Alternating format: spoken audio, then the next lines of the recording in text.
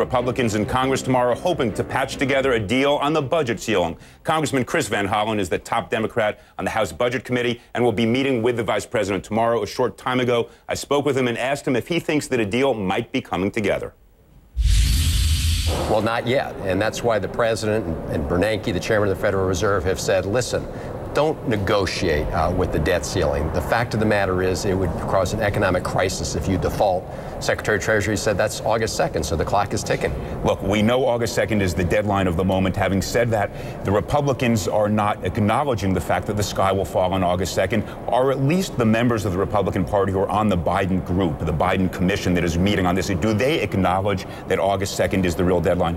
Well, I don't think they've taken any official position on this, but you're right. There's this sort of harebrained scheme out there on the Republican side that says, okay, we'll pay China, we'll pay our foreign creditors, we're not going to pay our troops, we're not going to pay Social Security.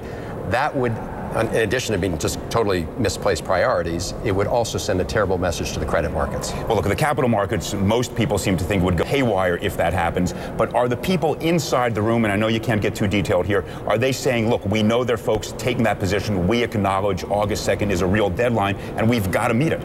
Well, I think the Republican leadership writ large understands that, but the fact of the matter is in the House you still have a lot of these Tea Party Republicans, and the tail is wagging the dog still. And so that's what people need to understand. The Republican leadership may get it and say so publicly, but the reality is they don't control the show entirely.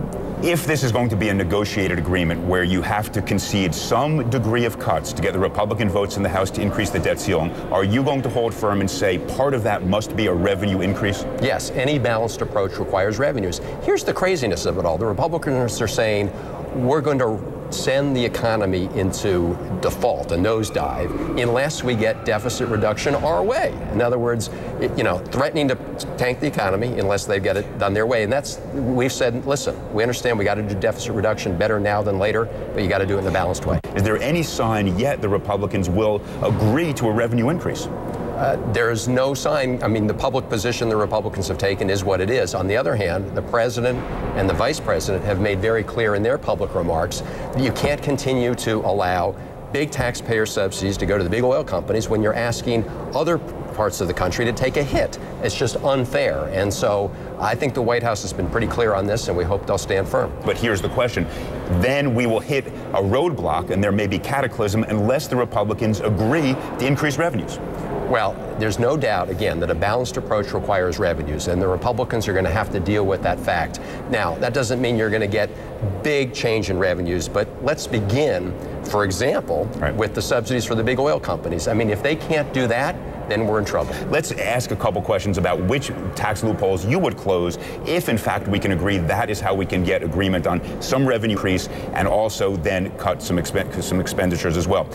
Mortgage home deduction for mortgage home expenditures, the taxes people would otherwise have to pay on the interest on their mortgages. Do you think we can eliminate that one? No, I don't think we can eliminate it, certainly not overnight. The President has a proposal in his budget to limit the deduction for very high-end income earners. That's something that we should be looking at. But none of these things are things you want to do all at once overnight.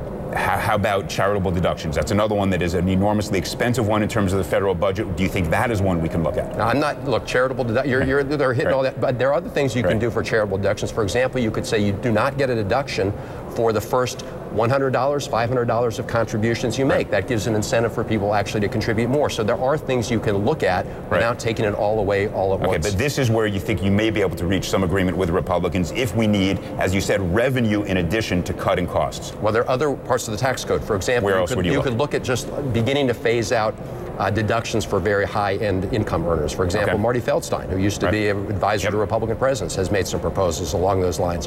Also, on the corporate side, in addition to subsidies for oil companies, there are incentives to ship U.S. jobs overseas, so there are other areas we can look at. Do you think we could raise marginal rates? Do you think that those above $1 million in annual income could, in fact, and should be paying a higher marginal rate? Oh, I definitely do, because we need to get a handle on the deficit. We need to bring down the deficit, and we need balance. Let's move over to the expenditure side. Where do you believe we could cut?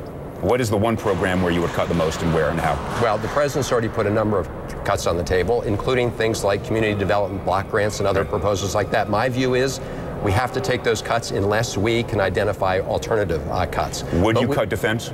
I think we have to cut some defense. In fact, the president's proposal, again, as well as the proposal the Democrats put forward on the House, has some very responsible cuts in the defense area.